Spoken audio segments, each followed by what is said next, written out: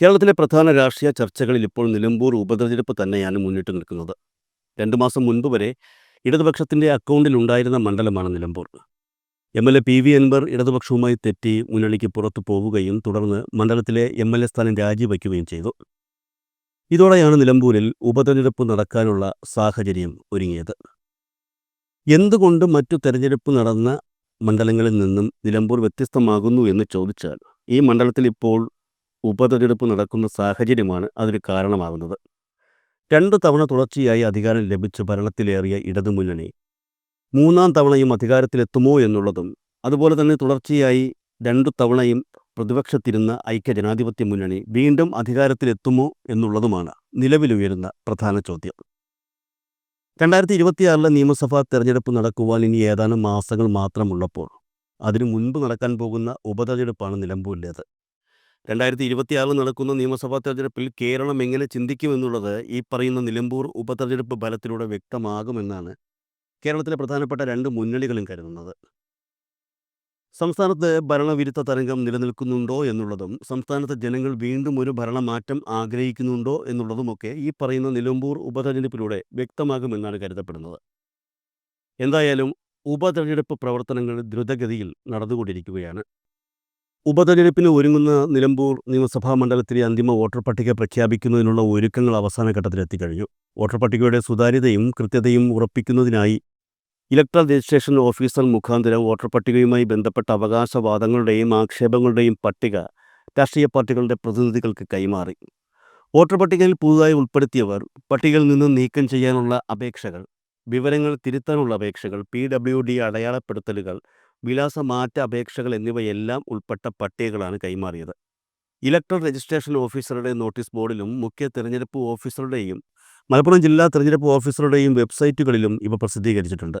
രാഷ്ട്രീയ പാർട്ടികളുടെ അഭിപ്രായം കൂടി ആരാഞ്ഞ ശേഷം മെയ് 5-ന് അന്തിമ വോട്ടർ പട്ടിക പ്രസിദ്ധീകരിക്കുമെന്നാണ് തെരഞ്ഞെടുപ്പ് കമ്മീഷൻ അറിയിച്ചിരിക്കുന്നത്. കാര്യങ്ങൾ ഇങ്ങനെ വേഗത്തിൽ മുന്നോട്ട് പോകുന്നതിനിടയിൽ കേരളത്തിലെ സാധാരണക്കാരെ അലട്ടുന്നൊരു ചോദ്യമുണ്ട്. നിലമ്പൂർ ഉപതെരഞ്ഞെടുപ്പിൽ ആർക്കാണ് സാധ്യത? 2 തവണ തുടർച്ചയായി അധികാരത്തിൽ വന്ന ഇടതുപക്ഷത്തിന് ഇനിയും നിലമ്പൂർ ലഭിക്കുമോ? അതല്ല നിലമ്പൂർ UDF പിടിച്ചെടുക്കുമോ? നിലമ്പൂരിൽ ഇതുവരെ MLA ആയിരുന്ന PV അൻവറിൻ്റെ സ്വാധീനം വിജയത്തിന് വലിയൊരു ഘടകമാകുമോ?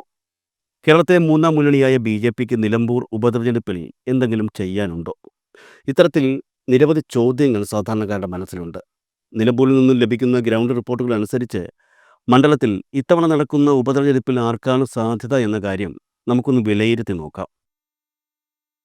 നിലമ്പൂർ മുനിസിപ്പാലിറ്റിയും വഴിക്കടവ്, മൂത്തേടം, എടക്കര, പോത്തുംകല്ല്, ചുങ്കത്തറ, കരുളായി, അമരമ്പലം എന്നീ ഗ്രാമപഞ്ചായത്തുകളും ചേർന്നതാണ് നിലമ്പൂർ നിയമസഭാ മണ്ഡലം. മണ്ഡലം രൂപീകരിച്ച 1967 ആദ്യ തെരഞ്ഞെടുപ്പിൽ ഇന്നും കമ്മ്യൂണിസ്റ്റ് പാർട്ടിക്കാരുടെ ആവേശമായ കുഞ്ഞാലിയായിരുന്നു ആദ്യ MLA ആയി മണ്ഡലത്തിലെത്തിയത്.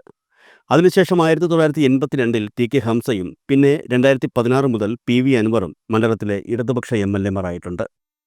ബാക്കി എല്ലാ സമയത്തും മണ്ഡലത്തിൽ കോൺഗ്രസ് മേധാവിത്വം തന്നെയായിരുന്നു. അതിലെടുത്തു പറയേണ്ടത് 1987 മുതൽ 2011 വരെ നടന്ന 6 തെരഞ്ഞെടുപ്പുകളിൽ വിജയിച്ചത് കോൺഗ്രസ് നേതാവായ ആര്യാടൻ മുഹമ്മദ് ആണെന്നുള്ള കാര്യമാണ്. എന്നാൽ 2014 നടന്ന നിയമസഭാ തെരഞ്ഞെടുപ്പിൽ ഇടതുപക്ഷ പിന്തുണയോടെ PV അൻവർ വൻ ഭൂരിപക്ഷത്തിൽ നിലമ്പൂരിലെ MLA ആയി. 2021 നടന്ന നിയമസഭാ തെരഞ്ഞെടുപ്പിൽ ഭൂരിപക്ഷം കുത്തനെ കുറഞ്ഞെങ്കിലും അൻവർ നിലമ്പൂർ MLA ആയി തന്നെ തുടർന്നു. ഈ നിയമസഭാ കാലയളവിനിടയിൽ ഉണ്ടായ ചില അസ്വാരസ്യങ്ങൾ CPM-ഉം പ്രത്യേകിച്ചും മുഖ്യമന്ത്രി പിണറായി വിജയനും തമ്മിലുള്ള വിഷയങ്ങളിലേക്ക് നയിക്കുകയും അൻവർ ഇടതുപക്ഷം ഉപേക്ഷിക്കുകയും ചെയ്തു. ഇപ്പോൾ നിയമസഭാ ഉപതെരഞ്ഞെടുപ്പും നിലമ്പൂരിലെത്തിക്കഴിഞ്ഞു. നിലമ്പൂർ ഉപതെരഞ്ഞെടുപ്പുമായി ബന്ധപ്പെട്ട് നിലവിലുയരുന്ന ഏറ്റവും പ്രധാന ചോദ്യം ഇടതുപക്ഷത്തു നിന്നും ഇപ്പോൾ UDF-ലേക്ക് ചെന്നു ചേർന്ന PV അൻവറിൻ്റെ സാന്നിധ്യം മണ്ഡലത്തിൽ UDF-ന് ഗുണം ചെയ്യുമോ എന്നുള്ളതാണ്. കാരണം MLA സ്ഥാനം രാജിവെക്കുന്ന സമയത്തും അതിനുശേഷവും ഒക്കെ അൻവർ പറഞ്ഞിരുന്നത് തനിക്ക് അവിടെ സ്ഥിരമായൊരു വോട്ട് ബാങ്ക് ഉണ്ടെന്നും മണ്ഡലത്തിൽ ജയപരാജയങ്ങൾ തീരുമാനിക്കാൻ തനിക്ക് കഴിയുമെന്നുമായിരുന്നു. അത്തരത്തിലുള്ള ഒരു സ്വാധീനം PV അൻവറിനുണ്ടോ എന്ന് സംശയമാണ്. യഥാർത്ഥത്തിൽ പല എതിർപ്പുകൾ ഉണ്ടായിട്ടും UDF-ന് PV അൻവറെ കൂടെ കൂട്ടേണ്ടി വന്നത്. മണ്ഡലത്തിൽ UDF സ്ഥാനാർത്ഥി പട്ടികയിൽ പ്രഥമ സ്ഥാനത്തുള്ള ആര്യാടൻ ഷൗക്കത്തിന് പോലും PV അൻവറിൻ്റെ സാന്നിധ്യത്തോട് എതിർപ്പാണ് എന്നുള്ളത് കൂടി ഇവിടെ ശ്രദ്ധിക്കണം.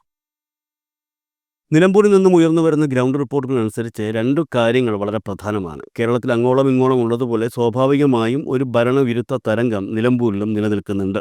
പക്ഷേ അത് അത്രത്തോളം ശക്തമല്ല എന്നാണ് മനസ്സിലാക്കാൻ കഴിയുന്നത്. എന്നാൽ അതേസമയം പി വി അൻവർ എന്ന രാഷ്ട്രീയക്കാരനോടുള്ള എതിർപ്പ് നിലമ്പൂരിൽ നിലനിൽക്കുന്ന മറ്റൊരു ഘടകമാണ്. 6 മാസത്തിനുള്ളിൽ ഏകദേശം 4ഓളം പാർട്ടികൾ മാറിയ പി വി അൻവറിൻ്റെ നിലപാടില്ലായ്മയോടാണ് നിലമ്പൂരുകാർക്ക് കൂടുതൽ എതിർപ്പുള്ളത്. മാത്രമല്ല, തങ്ങളുടെ കൂടെ നിന്ന് പാലം വലിച്ച് പുറത്തുപോയ പി വി അൻവറെ ഏത് വിധേനയും തോൽപ്പിക്കണം എന്ന ദൃഢനിശ്ചയത്തോടെയാണ് എൽ ഡി എഫ് കരുക്കൾ മുന്നോട്ട് നീക്കുന്നത്. ഇത് മുന്നിൽ കണ്ടുകൊണ്ട് തന്നെയാണ് ഉപതെരഞ്ഞെടുപ്പ് ഉണ്ടാകുമെന്ന് ഉറപ്പായതോടെ നിലമ്പൂർ മണ്ഡലത്തിൽ എൽ ഡി എഫ് പ്രവർത്തനങ്ങൾ ആരംഭിച്ചത്. ഇതുവരെയുള്ള പ്രവർത്തന റിപ്പോർട്ട് പുറത്തു വന്നതിൻ്റെ അടിസ്ഥാനത്തിൽ എൽ ഡി എഫ് മണ്ഡലത്തിൽ 18,000-ഓളം പുതിയ വോട്ടുകൾ ചേർത്തിട്ടുണ്ട് എന്നാണ് വിവരം. മാത്രമല്ല, മണ്ഡലത്തിലെ ഓരോ ബൂത്തിലും 2 പേർക്ക് ചുമതല നൽകി ഈ പ്രക്രിയ പൂർത്തിയാക്കുകയാണ് എൽ ഡി എഫ് ചെയ്തിട്ടുള്ളത്. നിലവിലെ സാഹചര്യത്തിൽ മണ്ഡലത്തിൽ സി പി എം കോൺഗ്രസ് മത്സരം എന്നതിലുപരി C P M P V Anvar എന്ന രീതിയിലേക്കാണ് കാര്യങ്ങൾ പോകുന്നത്. മണ്ഡലത്തിലെ മറ്റൊരു പ്രധാന ഘടകം യു ഡി എഫിനുള്ളിലെ വിഷയങ്ങളാണ്. അതിൽ പ്രധാന കാര്യം നമ്മൾ നേരത്തെ പറഞ്ഞത് തന്നെ പി വി അൻവറിൻ്റെ കടന്നുവരവ്. മറ്റൊരു പ്രധാന പ്രശ്നം ആര് സ്ഥാനാർത്ഥിയാകുമെന്നുള്ളതാണ്.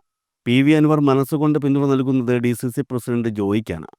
എന്നാൽ തൃണമൂൽ കോൺഗ്രസിനെ മുന്നണിയിൽ ഉൾപ്പെടുത്തുന്നതുമായി ബന്ധപ്പെട്ട് നേരത്തെ ഉണ്ടായിരുന്ന പിടിവാശികളൊക്കെ മറന്ന് ആര് സ്ഥാനാർത്ഥിയായാലും പിന്തുണയ്ക്കുമെന്ന നിലപാടാണ് അൻവർ ഇപ്പോൾ കൈക്കൊണ്ടിരിക്കുന്നത്. എന്നാൽ അക്കാര്യത്തിലും കോൺഗ്രസിന് നല്ല സംശയമുണ്ട്. മണ്ഡലത്തിൽ സ്ഥാനാർത്ഥിയാകാൻ കോൺഗ്രസിനെ സംബന്ധിച്ച് യോഗ്യൻ ആര്യാടൻ ഷൗക്കത്താണെങ്കിലും ബി എസ് ജോയിയാണ് അതിന് യോഗ്യനെന്നൊരു ധാരണ പി വി അൻവർ ഉണ്ടാക്കി വച്ചിട്ടുണ്ട്. മറ്റൊരു രീതിയിൽ പറഞ്ഞാൽ പി വി അൻവറിൻ്റെ പ്രസ്താവന പുറത്തു വന്നതിന് പിന്നാലെ ജോയ് മണ്ഡലത്തിൽ സ്ഥാനാർത്ഥിയാകാനുള്ള പ്രവർത്തനങ്ങളും ആരംഭിച്ചു കഴിഞ്ഞു എന്നുള്ളതാണ്. ഇനി രണ്ടിലൊരാൾ സ്ഥാനാർത്ഥിയായാലും സ്ഥാനാർത്ഥിയാകാത്ത ആളുമായി അടുപ്പമുള്ളവരുടെ എതിർപ്പുകൾ ഉയരുന്നത് സ്വാഭാവികമാണ്. ഇതും നിലവിൽ കോൺഗ്രസിനെ കുഴപ്പിക്കുന്ന പ്രശ്നം തന്നെയാണ്. സ്വാഭാവികമായി ഒരു ഭരണകാലയളവിൽ ഉപതെരഞ്ഞെടുപ്പുണ്ടായാൽ ആ മണ്ഡലത്തിൽ ഭരണവിരുദ്ധ തരംഗം ഉണ്ടാകുമെന്നുള്ളത് യാഥാർത്ഥ്യമാണ്. അത്തരത്തിലുള്ള ഭരണവിരുദ്ധ തരംഗം നിലമ്പൂർ മണ്ഡലത്തിൽ ഉണ്ടെങ്കിൽ പോലും അമരമ്പലം, പോത്തുകല്ല്, നിലമ്പൂർ മുനിസിപ്പാലിറ്റി എന്നിവിടങ്ങളിൽ ഇടതുപക്ഷത്തിന് മുൻതൂക്കമുണ്ടാകുമെന്നാണ് കരുതപ്പെടുന്നത്. അതേസമയം എടക്കര, വഴിക്കടവ്, മൂത്തേടം എന്നീ ഗ്രാമപഞ്ചായത്തുകൾ യു ഡി എഫിന് അനുകൂലമായി നിലയുറപ്പിക്കുമെന്നും കരുതപ്പെടുന്നു. ചുങ്കത്തറ ഗ്രാമപഞ്ചായത്തിൽ 2 കൂട്ടരും ഒപ്പത്തിനൊപ്പം നിൽക്കുമെന്നുള്ള ഗ്രൗണ്ട് റിപ്പോർട്ടുകളാണ് ഇപ്പോൾ പുറത്തു വരുന്നത്. ഇതിനിടെ പി വി അൻവർ തൃണമൂൽ കോൺഗ്രസ് വിട്ട് കോൺഗ്രസ് പാർട്ടിയിലേക്ക് പോകുമെന്നുള്ള സൂചനകൾ പുറത്തു വന്നതും യു ഡി എഫിനെ സംബന്ധിച്ച് ഒരു പ്രശ്നം തന്നെയാണ്. കാരണം പി വി അൻവറെ കോൺഗ്രസിൽ എടുക്കരുത് എന്ന് പുള്ളിക്കാരൻ എൽ ഡി എഫ് വിട്ടതു മുതൽ ആവശ്യപ്പെടുന്ന നിരവധി കോൺഗ്രസ് നേതാക്കളും പ്രവർത്തകരും നിലമ്പൂരിലുണ്ട്. താൻ മുന്നോട്ട് വച്ച പല പിടിവാശികളും ഉപേക്ഷിച്ച് ഇപ്പോൾ തികച്ചും കോൺഗ്രസിന് അനുകൂലമായൊരു നിലപാടാണ് പി വി അൻവർ എടുക്കുന്നതെങ്കിലും അൻവറെ കോൺഗ്രസ് പാർട്ടിയിൽ ചേർക്കരുത് എന്ന് ആവശ്യപ്പെടുന്നവർ തന്നെയാണ് നിലമ്പൂരിൽ കൂടുതലുമുള്ളത്.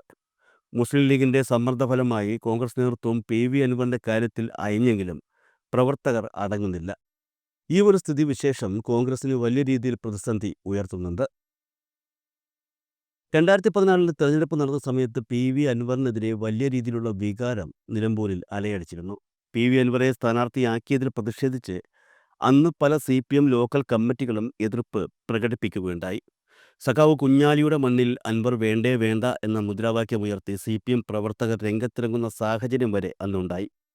എന്നാൽ പി വി അൻവറിൻ്റെ പ്രചരണത്തിന് വേണ്ടി വി എസ് അച്യുതാനന്ദൻ നിലമ്പൂർ മണ്ഡലത്തിലെത്തിയതോടെ കാര്യങ്ങൾ മാറിമറിയുകയായിരുന്നു. 2016 സ്വപ്ന ഭൂരിപക്ഷത്തിനാണ് പി വി അൻവർ നിലമ്പൂർ മണ്ഡലത്തിൽ ജയിച്ചതും. എന്നാൽ ആ ഒരു മഹാത്ഭുതം ഇത്തവണത്തെ തെരഞ്ഞെടുപ്പിൽ സംഭവിക്കില്ല എന്ന കാര്യം എൽ ഡി എഫിനും അറിയാം, അതേപോലെ യു ഡി എഫിനും അറിയാം. എന്നാൽ ഇക്കാര്യം യു ഡി എഫിനെയാണ് ചെറുതല്ലാത്ത രീതിയിൽ ഭയപ്പെടുത്തുന്നത്. സംസ്ഥാന നിയമസഭാ തെരഞ്ഞെടുപ്പിന് മുൻപ് നടക്കുന്ന ഉപതെരഞ്ഞെടുപ്പായതിനാൽ ഈ മത്സരത്തിലെ ജയവും തോൽവിയും യു ഡി എഫിൻ്റെ തിരിച്ചുവരവിനെ സ്വാധീനിക്കുമെന്നുള്ള കാര്യം ഉറപ്പാണ്. പുറത്തുവരുന്ന ഗ്രൗണ്ട് റിപ്പോർട്ടുകൾ അനുസരിച്ച് പൊതുവെ യു ഡി എഫിന് അനുകൂലമായൊരു സാഹചര്യമാണ് കേരളത്തിൽ അങ്ങോളം ഇങ്ങോളം ഇപ്പോൾ നിലനിൽക്കുന്നത്. അതായത് 2011 നിയമസഭാ തെരഞ്ഞെടുപ്പിന് മുൻപത്തെ അതേ സാഹചര്യം തന്നെയാണ് ഇപ്പോഴും നിലനിൽക്കുന്നത് എന്ന് വ്യക്തം. എന്നാൽ രാഷ്ട്രീയ സാഹചര്യങ്ങൾ 1-2 മാസത്തിനുള്ളിൽ മാറിമറിയുന്ന പല കാഴ്ചകളും നമ്മൾ കേരളത്തിൽ കണ്ടിട്ടുണ്ട്. അത്തരത്തിലുള്ള ഒരു കാഴ്ചയാണ് 2021 നമുക്ക് കാണാൻ കഴിഞ്ഞത്. സ്വർണ്ണക്കടത്തും അതുപോലെയുള്ള അനുബന്ധ വിഷയങ്ങളും എൽ ഡി എഫിന് എതിരെ ഉണ്ടായിരുന്നിട്ടും വൻ ഭൂരിപക്ഷം നേടി എൽ ഡി എഫ് കേരളത്തിൽ വീണ്ടും ഭരണം പിടിച്ചെടുക്കുകയായിരുന്നു. പൊതുവെ നിലനിൽക്കുന്ന ഭരണവിരുദ്ധ തരംഗം ഈ ഉപതെരഞ്ഞെടുപ്പിനെ സ്വാധീനിച്ചാൽ വിജയസാധ്യത യു ഡി എഫിന് തന്നെയാണ്. അത് ഉറപ്പായ കാര്യവുമാണ്. എന്നാൽ അതേസമയം പി വി അൻവർ എന്ന വ്യക്തിയെ യു ഡി എഫ് ഉയർത്തിക്കാട്ടുന്നതിനേക്കാൾ കൂടുതൽ എൽ ഡി എഫ് ഇപ്പോൾ ഉയർത്തിക്കാട്ടുന്നുണ്ട്. ഒരു വ്യത്യാസം മാത്രം. LDF ഉയർത്തിക്കാട്ടുന്നത് പുള്ളിക്കാരൻ്റെ നിലപാടില്ലായ്മയാണ്. എന്നാൽ UDF അൻവറെ മുഖ്യധാരയിലേക്ക് കൊണ്ടുവരാതിരിക്കാൻ പരമാവധി ശ്രമിക്കുന്നുമുണ്ട്. ഈ പ്രശ്നം നിലനിൽക്കുമ്പോൾ തന്നെ തെരഞ്ഞെടുപ്പ് പ്രവർത്തനങ്ങളുമായി ബന്ധപ്പെട്ട് LDF ഇപ്പോൾ ബഹുദൂരം മുന്നിലാണെന്ന് പറയാം. നമ്മൾ നേരത്തെ പറഞ്ഞതുപോലെ ഏകദേശം 18,000-ഓളം വോട്ടുകൾ LDF മണ്ഡലത്തിൽ ചേർത്ത് കഴിഞ്ഞു. PV അൻവർ എന്ന ഒറ്റ വ്യക്തിയെ മാത്രം ലക്ഷ്യമിട്ടുകൊണ്ട് LDF തെരഞ്ഞെടുപ്പ് പ്രവർത്തനങ്ങൾ വീണ്ടും വീണ്ടും മെച്ചപ്പെടുത്തുകയാണ്. കേരളത്തിൽ അങ്ങോളം ഇങ്ങോളം ഉള്ളതുപോലെ നിലമ്പൂരിലും UDFന് അനുകൂലമായ സാഹചര്യമാണ് എന്ന് UDF വിശ്വസിക്കുന്നുണ്ടെങ്കിലും CPM ജില്ലാ കമ്മിറ്റിയുടെ കണക്കനുസരിച്ച് 4,000-നും 5,000-നും ഇടയിൽ ഭൂരിപക്ഷത്തിൽ LDF സ്ഥാനാർത്ഥി വിജയിക്കാൻ സാധ്യതയുണ്ട് എന്നാണ്. UDF സ്ഥാനാർത്ഥി നിർണയം ഇതുവരെ കഴിഞ്ഞിട്ടില്ല. UDF സ്ഥാനാർത്ഥി നിർണയം പൂർത്തിയായി സ്ഥാനാർത്ഥിയെ പ്രഖ്യാപിച്ച ശേഷം മാത്രമേ LDF സ്ഥാനാർത്ഥിയെ തീരുമാനിക്കുകയുള്ളൂ എന്നുള്ളത് തന്ത്രപരമായ നീക്കമാണ്. കാരണം LDFൻ്റെ നോട്ടം സ്ഥാനാർത്ഥി പ്രഖ്യാപനത്തിന് ശേഷമുണ്ടാകുന്ന UDFനുള്ളിലെ അസ്വസ്ഥതകളിലാണ്. പക്ഷേ അതിനേക്കാൾ ഏറെ ശ്രദ്ധേയമായൊരു ചോദ്യമുണ്ട്. മണ്ഡലത്തിൽ LDFും UDFും തോറ്റാലും ജയിച്ചാലും PV അൻവർ എന്ന രാഷ്ട്രീയക്കാരൻ്റെ രാഷ്ട്രീയ ജീവിതം ഇനി ഏത് വിധത്തിലായിരിക്കും എന്നുള്ളതാണ് ആ ചോദ്യം.